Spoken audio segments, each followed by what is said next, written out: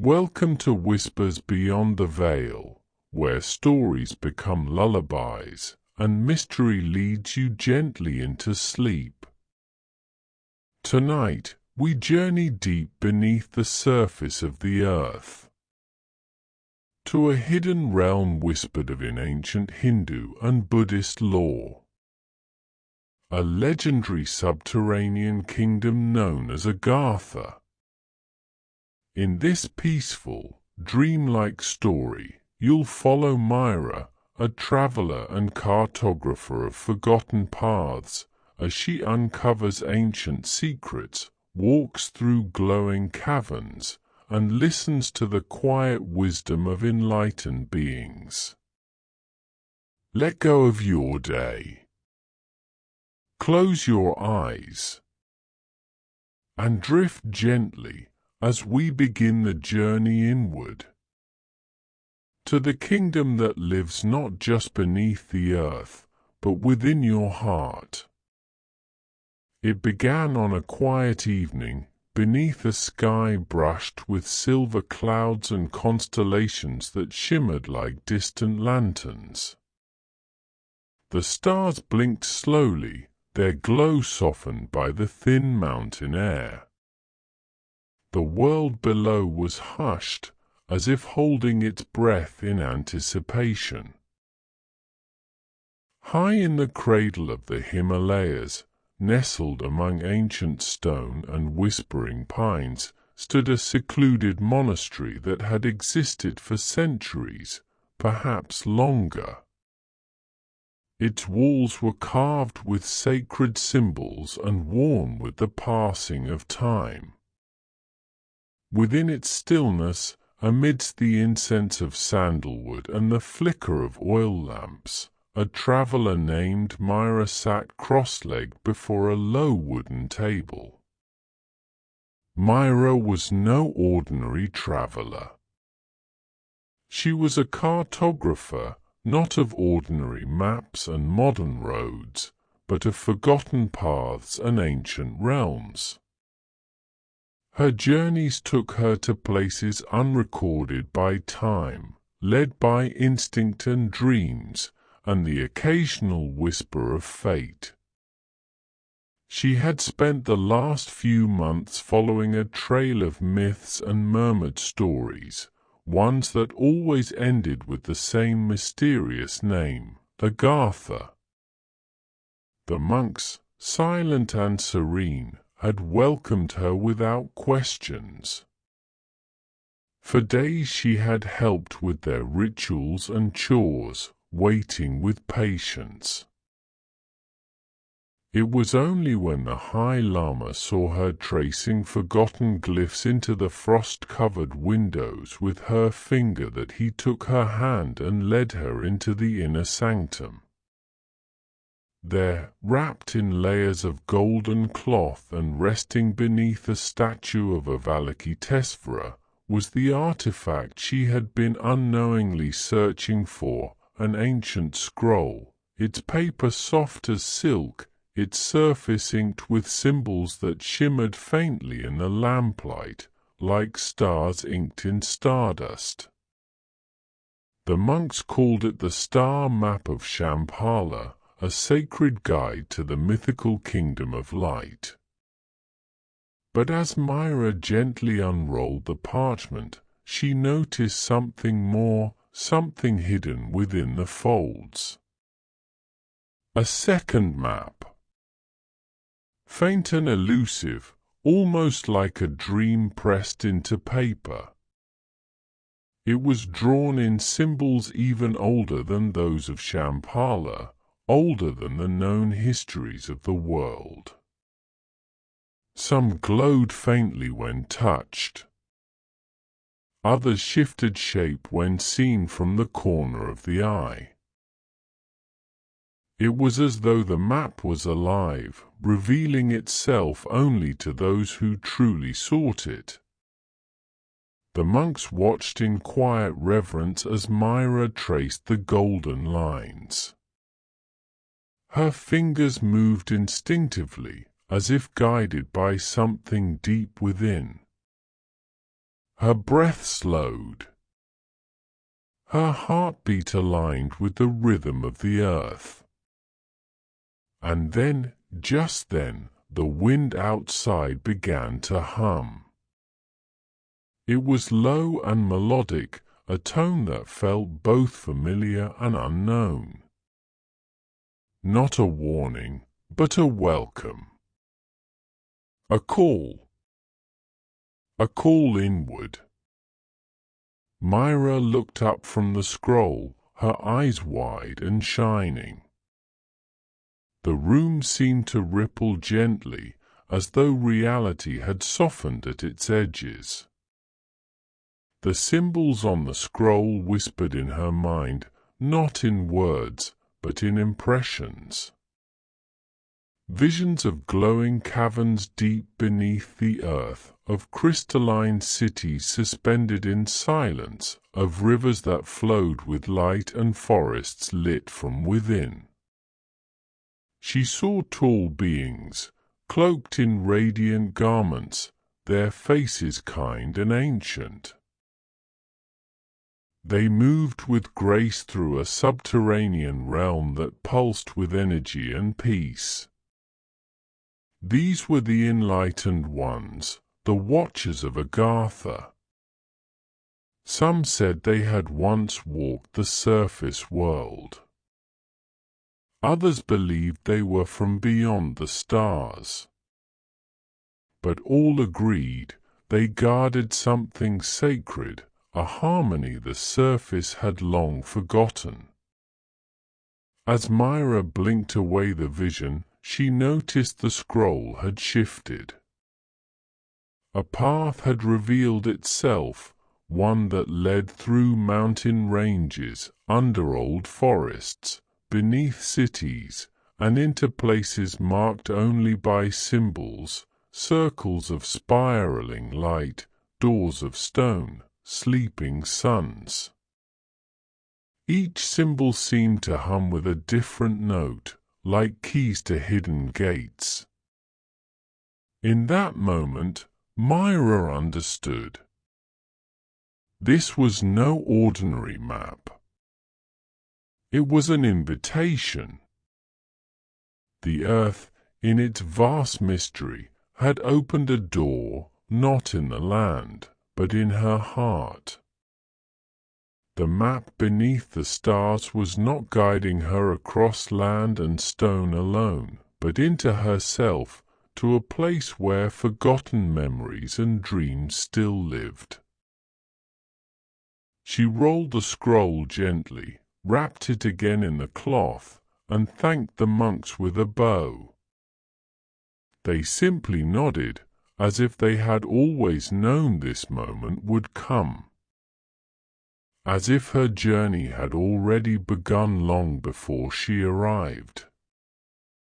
Later that night, Mira stepped outside the monastery.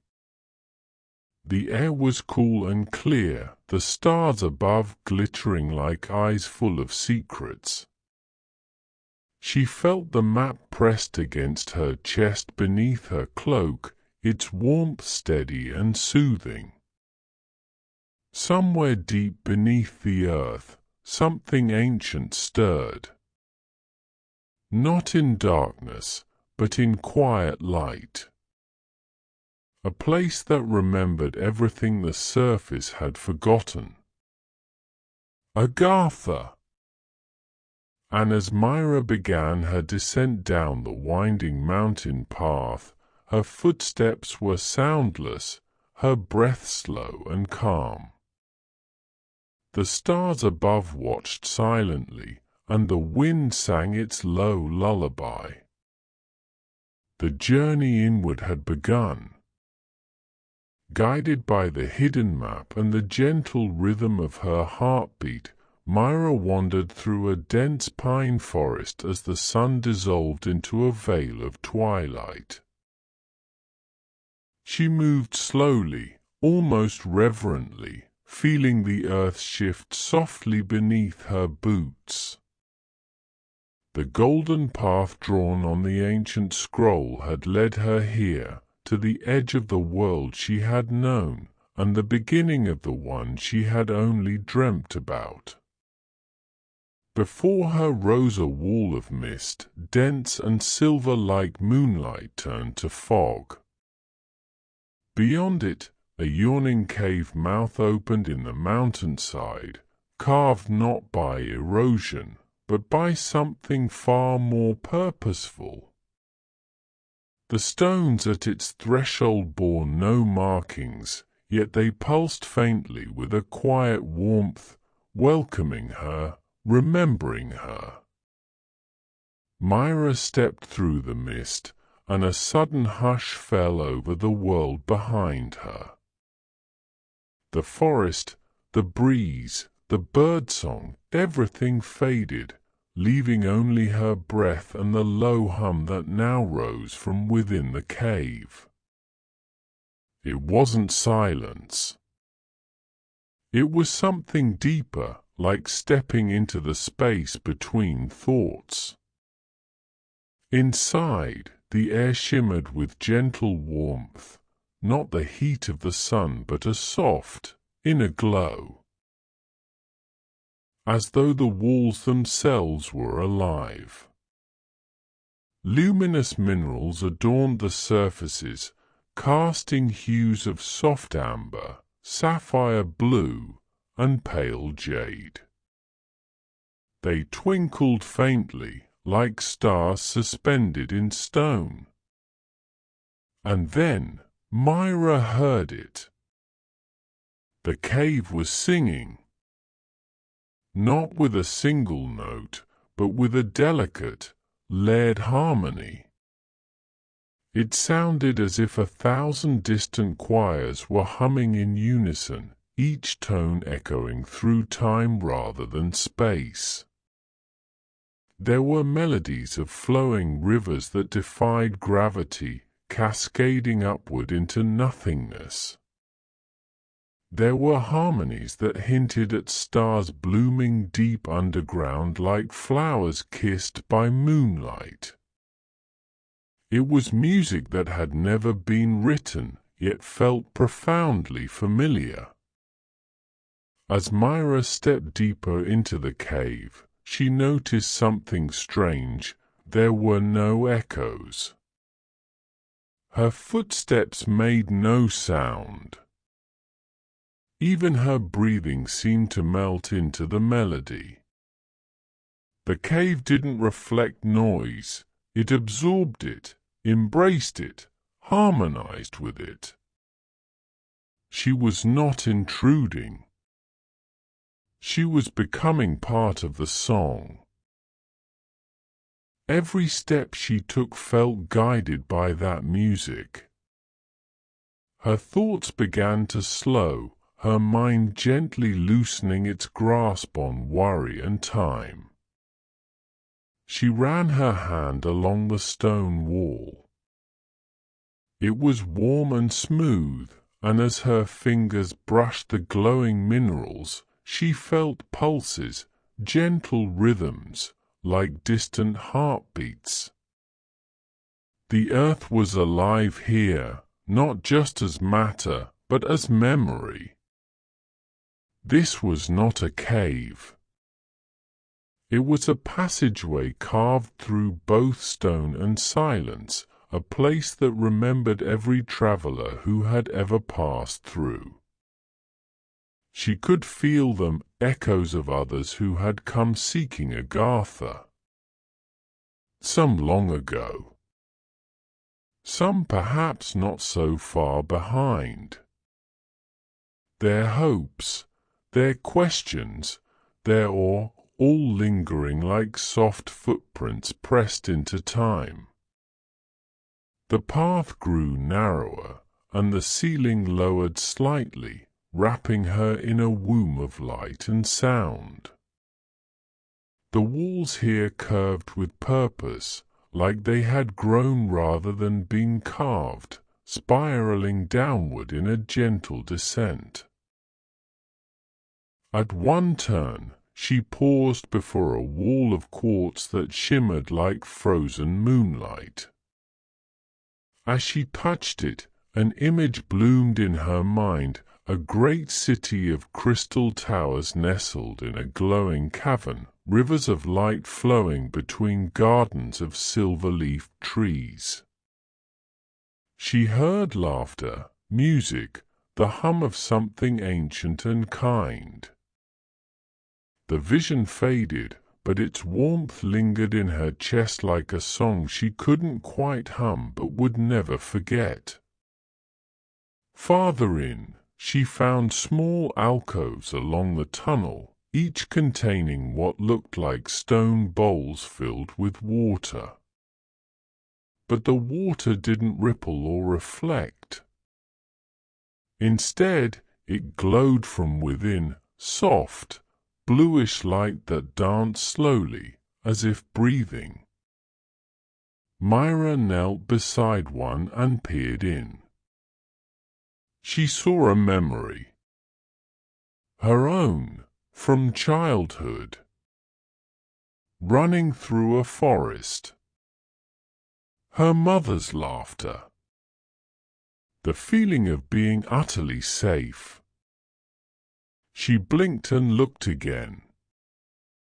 The water now showed a distant mountain range, one she didn't recognize, glowing beneath twin moons.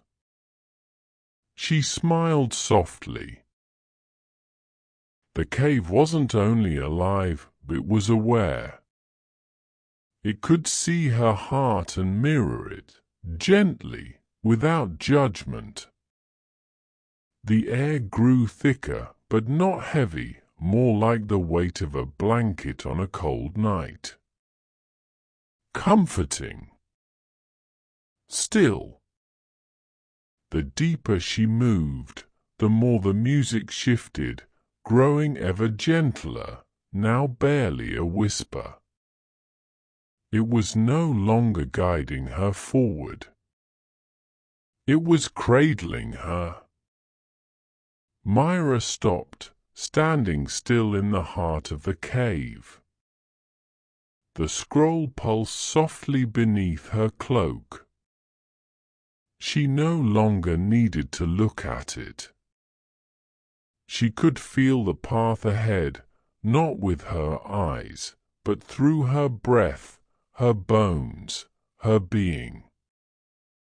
The earth had opened to her, not through force or maps or tools, but through stillness and song and trust. She closed her eyes, and the cave sang her to sleep. The path through the singing caves led Mira into silence so complete it felt like the breath between heartbeats. As she moved forward, guided now by intuition more than direction, the tunnel opened gradually, the stone walls giving way to soft, ambient light that pulsed like the glow of moonlit waves. And then, without warning or fanfare, Mira stepped into a chamber so vast it stole her breath. The ceiling soared so high it vanished into a sky of crystalline shimmer, glowing like dusk in a world without sun. Columns of living stone rose from the floor like ancient trees, their surfaces veined with radiant minerals. The air shimmered with quiet energy, and in the center of this space, resting on a pathway of radiant quartz, was the strangest train Mira had ever seen. There were no wheels, no smoke, no engine. Just a sleek, translucent shape humming with soft pulses of light, as though it were breathing, alive, and waiting. It stretched into the distance, vanishing into a corridor lined with golden arches that curved like the ribs of some great creature. The rail it rested on wasn't made of metal, but of beams of light woven together like threads in a tapestry. It did not hum with power. It hummed with welcome. Mira approached slowly, reverently. The closer she came, the more she felt her thoughts settle. The scroll beneath her cloak vibrated gently, and for a moment, the patterns on it glowed in sync with the train's rhythm. Without needing a door, an opening appeared, like mist parting, and she stepped inside. The interior was filled with a soft radiance. The seats were formed of curved crystal, warm to the touch, shaped perfectly to cradle her without pressure. There were no controls, no sound, no conductor, only stillness. And then the train moved. It did not jolt or lurch or speed. It simply shifted, as if Mira had merely remembered it moving. Her body remained relaxed, untouched by force or motion, and yet the scenery outside began to change. She peered out the window, not a pane of glass, but a seamless veil of light, and gasped softly. Outside, cities floated in vast caverns glowing with their own inner skies. Towers of silver and glass spiraled upwards, bridged by floating gardens where trees swayed in a wind she could not feel. Waterfalls poured from glowing cliffs, their waters catching the light like liquid sapphires. Bridges arched between mountaintops, lit with lanterns that never flickered. Children with luminous eyes and skin kissed by the earth danced in spirals beneath glowing vines. They laughed, their joy echoing faintly into the train, though no sound had passed. It was as if joy itself had form here. And as Mira pressed her hand gently to the light-filled window, she felt a presence settle around her like a warm shawl. Then came the voice. It was soft, like the hush of falling snow. Neither male nor female, neither old nor young. It carried no name, but held every name she had ever known. It spoke not into her ears, but into her heart. "Welcome, Mira," it said, gently. "You are safe. You are seen. You are home."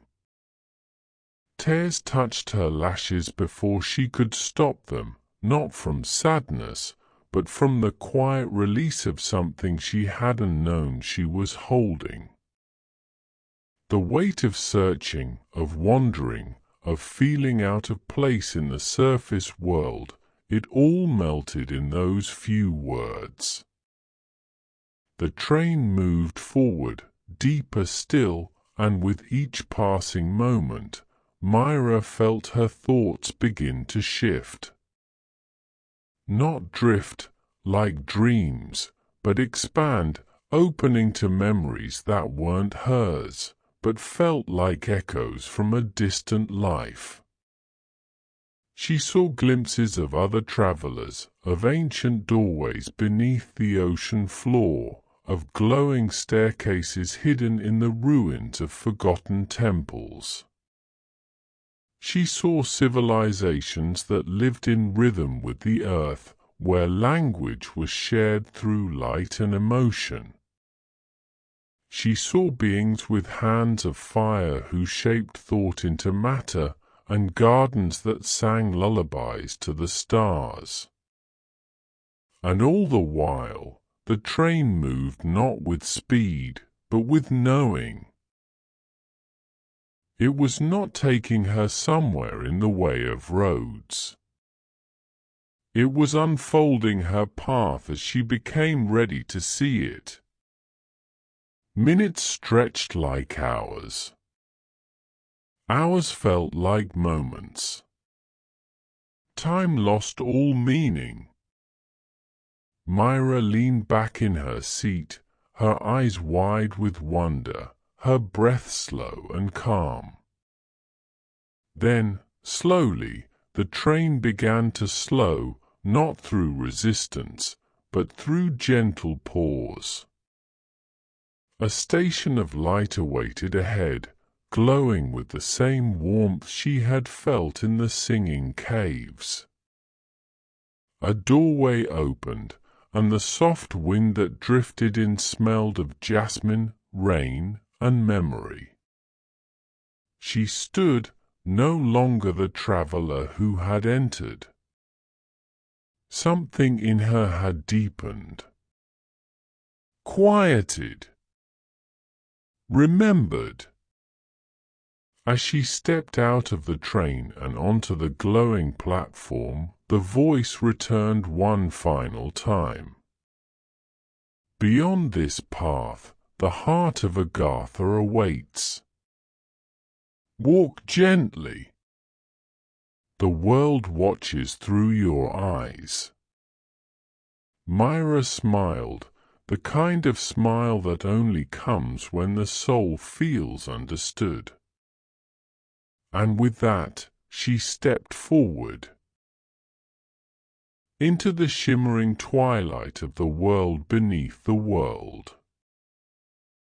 The train slowed with a gentle breath, not stopping so much as settling, as if it had exhaled and come to rest. Before Mira stretched a great archway formed from intertwined crystal and obsidian, tall as mountains, yet curved with such grace that it felt as if the earth itself had woven it from moonlight and memory. This was no ordinary place.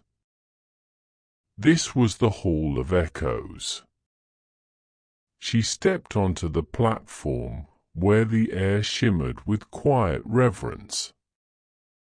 Every surface glowed with a soft radiance, not from any source Mira could see, but from within the stone itself. Walls of clear quartz reflected colors not found in the daylight world, soft lilacs, gentle golds, deep ocean blues that pulsed slowly like a heartbeat. And there, suspended in the air like lanterns afloat in still water, drifted thousands of glowing orbs. Each one pulsed with a different rhythm. Each one sang in silence.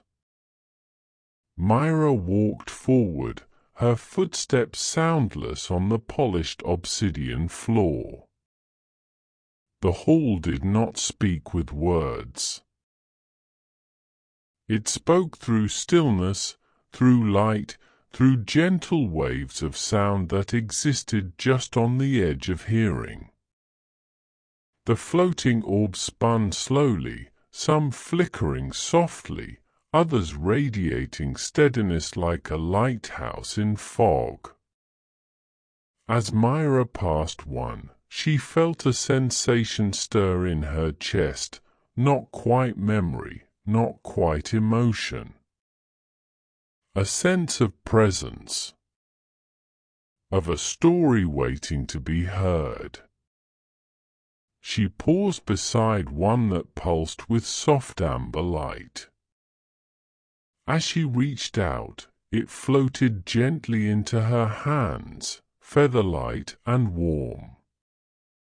The moment her fingers touched it, the hall around her faded, not into darkness, but into vision. Her eyes closed, but she saw. In her mind's eye, the surface world unfolded. She saw oceans clear as glass, teeming with life. Whales sang beneath auroras that shimmered like veils of color. She saw forests vast and wild, where every tree hummed with laughter and the wind danced between the leaves like a playful spirit. She saw cities wrapped in green, buildings breathing with plants and light, and people moving slowly, kindly, speaking softly, listening deeply. She saw a world that had remembered how to listen. To the earth. To each other. To themselves. Tears slipped down Myra's cheeks, not from sorrow, but from recognition. This wasn't just a vision of what could be. It was a memory of what had been. A truth buried beneath the noise and hurry of the surface world. A lullaby of the soul that had been forgotten, but never lost. The orb gently floated from her hands and returned to its place among the stars of memory. She wandered deeper into the hall, passing orbs glowing with soft blue, pale green, deep rose. Each one a story. A song. A moment of healing preserved not in words, but in being. One showed a group of children in Agartha, laughing as they gathered silver leaves that drifted down from glowing trees. Another showed a healer placing a hand on the heart of a grieving elder, their sorrow dissolving into warmth like snow melting into spring. Another orb held a memory of a single note sung into the earth, causing fields of flowers to bloom overnight. These were not just memories of Agartha. These were echoes of connection. Echoes of what it meant to live with the world, not on top of it. As she moved, the music of the orbs became more noticeable, not as sound, but as a gentle pressure in the chest, like being held. Every note was a whisper of belonging. Every silence was an invitation. Then Mira came to the center of the hall. Here floated a single orb, larger than the rest, glowing with a soft, opalescent light that shimmered in every color at once. It hovered lower than the others, waiting, expectant. Without hesitation, Mira reached out. The moment her fingers brushed its surface, a voice, not like the one on the train, but a deeper, older voice, filled her. "You are the bridge," it said. "You carry the memory of the earth in your bones. You walk both paths, the light above and the light within. Do not forget. The world remembers through you." And then it was gone. The hall returned, the orb floated upward, and Mira stood in stillness, her hand over her heart. She understood now. Agartha was not hidden because it was lost. It was hidden because it was waiting for hearts ready to remember. And Mira, walking softly beneath the crystal sky of the Hall of Echoes, knew she would never forget again. Mira walked the last corridor in silence, the gentle pulse of Agarthan light wrapping around her like a soft shawl.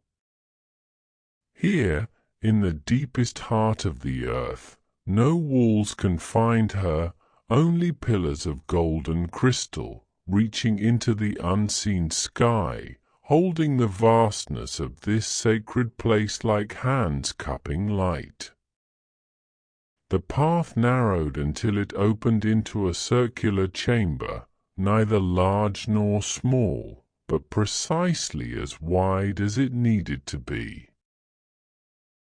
At its center stood no gate, no door carved of stone or metal. There was no lock to turn, no threshold to step across. Yet Mira knew this was the final gate. It was not made of matter. It was made of memory. The air shimmered with presence. Slowly, with no footsteps to mark their arrival, the beings of Agartha gathered around her in a circle. They were tall, their forms both radiant and soft, silhouettes wrapped in flowing garments that seemed to be woven from moonlight and mist. Their eyes held galaxies. Their hands rested at peace, unburdened by time. They spoke no words. They didn't need to. Their thoughts brushed against hers like petals on still water, gentle, intentional, filled with warmth. You have come far, Mira, their voices echoed within her, as gentle as breath. Not to find Agartha, but to remember it. One stepped forward, not as a leader, but as a mirror. Their eyes met hers, and Mira felt herself reflected completely. Not just the traveler she was now, but the girl who once traced stars on paper, the child who dreamed of secret places beneath her feet, the soul that longed for harmony without knowing its name. Agartha lives within you, the voice said again, softer this time. It is not a place you must reach. It is a truth you must carry. Mira's heart slowed, her breath deepened. She stepped forward to where the doorway should have been. But there was no passage, no arch, no barrier. Only light. She closed her eyes. In that instant, every sound she had heard on this journey returned, rising together in a symphony so gentle it almost broke her heart. The cave's low hum, like the earth singing itself to sleep. The harmony of the train, traveling not through tunnels, but through understanding. The whispers of the orbs in the hall of echoes, sharing laughter, healing, and peace. And the voices, those timeless, radiant beings, reminding her of what she had always known, but forgotten. It wasn't a memory of the mind. It was a memory of the soul. A light bloomed inside her chest, not bright or burning, but steady and warm. She felt herself held in something greater, something older than the stars, something that loved without condition or end. The beings around her bowed, not in farewell, but in reverence. Mira opened her eyes. She was no longer standing in the hall. Nor was she aboard the train. Nor deep within the singing caves. She was somewhere in between. Floating, softly, in a place where dreams and memory mingle like rivers joining beneath a moonless sky.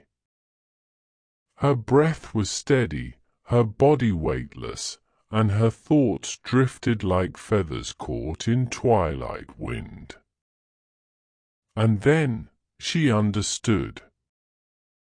Agartha was not beneath her. It was within her.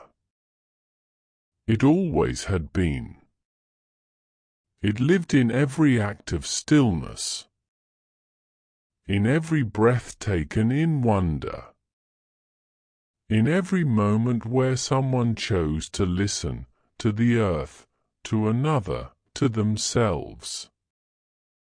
It lived in kindness, in the quiet magic of attention, in the silence between thoughts where wisdom waits.